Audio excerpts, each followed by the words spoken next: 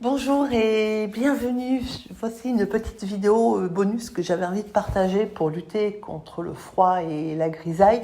Donc elle est accessible au plus grand nombre, hein. Elle est vraiment, elle est facile.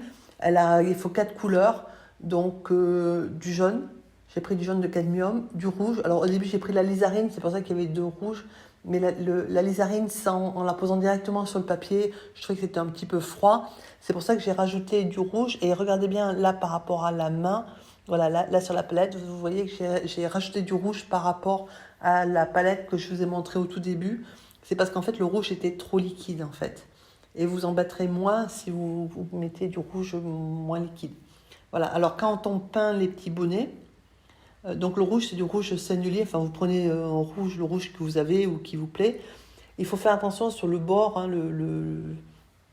sur le bas du bonnet en fait, de peindre de façon irrégulière. Donc pour ça vous mettez, vous pouvez utiliser la pointe du pinceau. Pourquoi est-ce qu'on peint le bord du bonnet irrégulier? Pour la fourrure en fait. Voilà. Donc une fois qu'on a peint les bonnets, on fait les oiseaux. Alors pour les oiseaux, on commence par le bec en mettant un petit peu de marron, juste pour délimiter le bec. Et ensuite, on y ajoute du jaune. Donc moi, le jaune, c'est du jaune de cadmium. Voilà, j'ai pris celui-là parce qu'il est très lumineux. C'est des couleurs qui sont aussi généralement dans les palettes de base. Hein, donc, quand on achète les kits, généralement, il y a le jaune de cadmium dedans. Donc, il est très facile. Sinon, vous prenez le jaune que vous avez ou qui vous plaît. Et ensuite, j'ai ajouté donc le marron. Alors, ce qui est important pour ne pas avoir de problème d'auréole ou de quoi que ce soit, c'est que les peintures doivent doivent avoir la même consistance. C'est-à-dire que vous devez ajouter autant d'eau. Si vous voulez, le mélange doit être, alors, entre guillemets, homogène pour les 3 couleurs. C'est-à-dire il faut pas qu'il y ait un mélange où il y ait, une couleur où il y ait plus d'eau qu'une autre. Voilà. Donc vous faites c'est pour ça que moi j'ai rajouté du rouge tout à l'heure, parce que contrairement au jaune que j'avais et au marron, le rouge était trop liquide. Alors pour le bonnet, ça posait pas trop de problème parce que c'était la seule couleur. Mais après, ça en pose. Voilà. Donc, il faut que vos 3 couleurs contiennent autant d'eau, en fait, l'une que l'autre.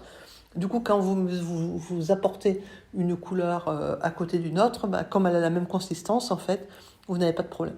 Alors, l'intérêt d'avoir du jaune de cadmium, c'est que quand vous estimez que vous n'avez pas assez de jaune, que voilà, soit vous avez mis trop de marron, soit le marron a un peu trop mordu sur le jaune. L'intérêt de mettre du jaune de cadmium avant que ça sèche, hein, faut le faire, vous avez vu que c'est avant que ça sèche, c'est de rajouter du jaune par-dessus. Alors pourquoi? Parce que le jaune de cadmium, en fait, toutes les couleurs au cadmium, ce sont des couleurs où il y a des métaux dedans, donc elles sont plus lourdes que les autres, en fait. Du coup, la couleur, elle s'impose. On voit bien, hein, je pose le jaune s'impose. Alors là, j'ai retiré pour pas qu'il y ait trop de... Mais on voit bien que le jaune, là, s'impose sans problème, y compris sur le marron, qui pourtant est bien plus foncé. Voilà, donc après, soit vous ajoutez un petit peu de marron à côté pour si vous voyez que ça risque de faire une trace, soit vous laissez comme ça, comme j'ai mis. Et ensuite, vous prenez votre pinceau. Donc, alors, le pinceau, c'est un pinceau. Si vous avez faut pas prendre un pinceau trop fin, mais un pinceau, on va dire moyen, autour du 4, c'est bien. Donc, vous prenez le pinceau, vous le trempez dans votre marron qui n'est pas très liquide, hein. Vous l'essuyez, hein, vous tapotez sur un chiffon comme je vous ai montré, et ensuite vous passez avec la tranche du pinceau. Vous tapotez un petit peu là où vous êtes votre branche. Donc le marron en haut de la branche, et après vous mettez un petit peu de bleu, surtout si vous n'avez pas rincé votre pinceau, il y a un petit peu de marron dedans, ça vous donne une couleur un peu marron, un peu bleu-marron, et vous faites le bas des branches comme ça, exactement de la même façon. Voilà. Donc c'est une façon simple de faire les branches qui fait son petit effet et qui est pas compliqué à faire. Après, vous pouvez éventuellement mettre du bleu très très très dilué par contre, pour suggérer un peu l'ombre sur la fourrure, hein, que ce soit au pompon ou donc à la bordure du bonnet. Mais c'est pas, voilà, c'est juste, voilà, vous évitez de faire comme moi une bêtise, de mettre une trace de pinceau là où il ne faut pas. Voilà. Et puis ensuite, donc, on va faire les chaussettes. Alors, les chaussettes, j'ai mis je les ai faites avec les couleurs j'avais déjà utilisées hein, pour pas rompre l'harmonie. Donc, essentiellement du rouge et du jaune. J'ai juste mis le talon d'une chaussette, le talon et le bout de la chaussette là en bleu.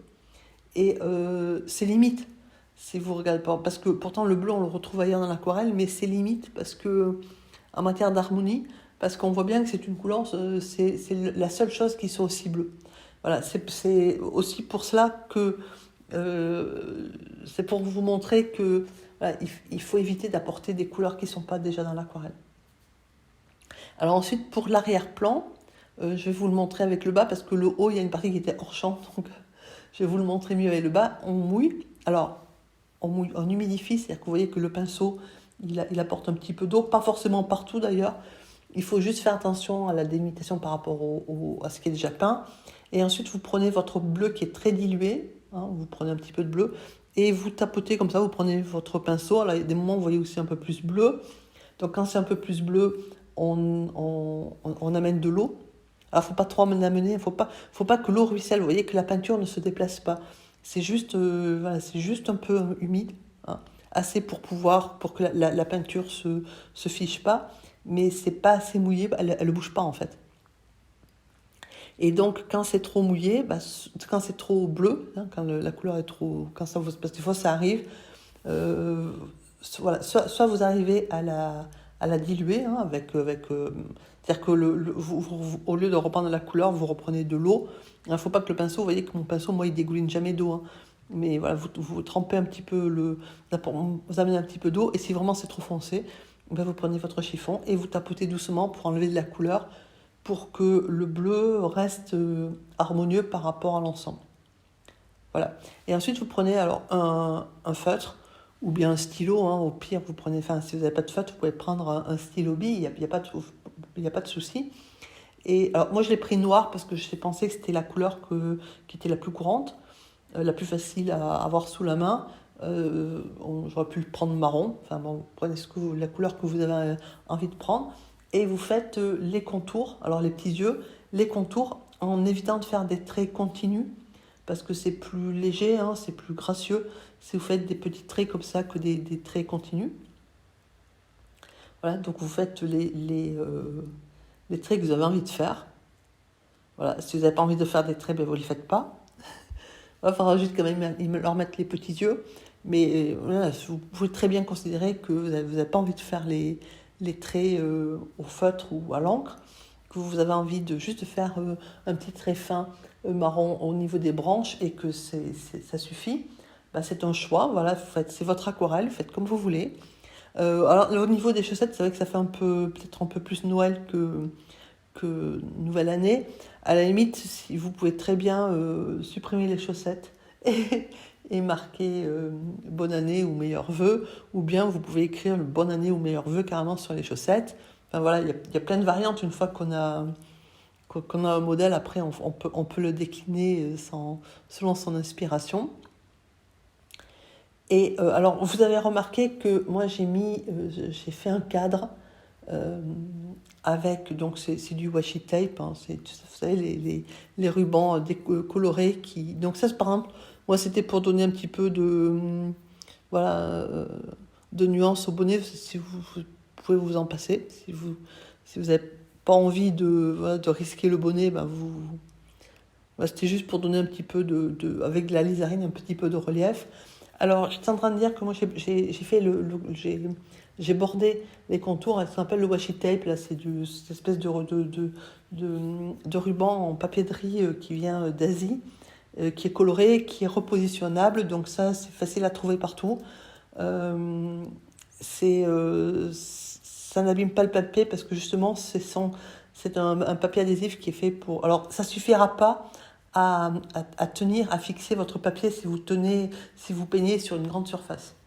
Voilà, si vous avez votre feuille est grande, A4, ça suffira pas à fixer votre papier sur un support pour pouvoir peindre, parce que c'est pas assez large. Mais pour des petites cartes comme ça a l'avantage, hein, parce que généralement c'est 1 centimètre au maximum. Enfin, moi je les prends à peu près d'1 centimètre. Et du coup, c'est parfait pour faire la délimitation d'une carte. Vous en mettez sur les quatre côtés. Voilà, donc là par exemple, j'ai pris du bleu très très pâle et j'ai repassé, mais sans trop appuyer hein, pour pas bouger ce qu'il y a dessous, sur le bas, sur la partie inférieure de la branche, de manière à lui donner un peu plus d'ombre. Voilà. Donc ensuite, on retire, c'est ce que je suis en train de faire, on va retirer le washi tape. Oui, parce que moi en fait, j'avais mis le washi tape, mais et sur le washi tape, j'avais mis mon ruban de masquage, parce que par habitude, en fait, je fixe le papier avant de le travailler. Donc là, en facultatif, vous pouvez très bien, si vous avez de la gouache, hein, ou du titane blanc, mais je pense que la gouache est plus facile à trouver. Le titane blanc, c'est une aquarelle blanche opaque. Vous mettez la gouache, ça va très bien, vous la mouillez pas, vous la sortez du tube, vous la mettez sur votre pinceau et vous suggérez avec... alors quand c'est des surfaces assez longues, on y va avec la tranche du pinceau. Quand c'est juste des petites surfaces comme les bottes, là, on y va avec la pointe du pinceau pour suggérer un peu la fourrure. Voilà, ça fait un peu plus... un peu moins net, un peu plus fourrure. Voilà. Et donc après, il va rester la bordure. Après, vous n'êtes pas obligé de le faire, mais ça... Alors après, il faut faire attention parce que même si c'est sec, quand on commence à mettre du blanc sur du rouge, il y a un moment où on prend un petit peu de rouge sur le pinceau. Donc après, il faut rincer le pinceau. Alors, quand vous avez un peu trop débordé, vous humidifiez le pinceau, vous le séchez. Enfin, vous le séchez bien sur le chiffon. Et après, vous pouvez éventuellement rectifier, comme ça fait mignon, ça fait un peu plus naturel. Voilà. Alors ensuite, il faut faire un cadre, enfin une bordure. Donc, en fait, avec le washi tape, vous allez voir, c'est très facile. Je vais vous montrer, vous prenez vous décollez le ruban que vous avez mis tout autour et vous le repositionnez de manière à pouvoir avoir voilà, un liseré comme ça là.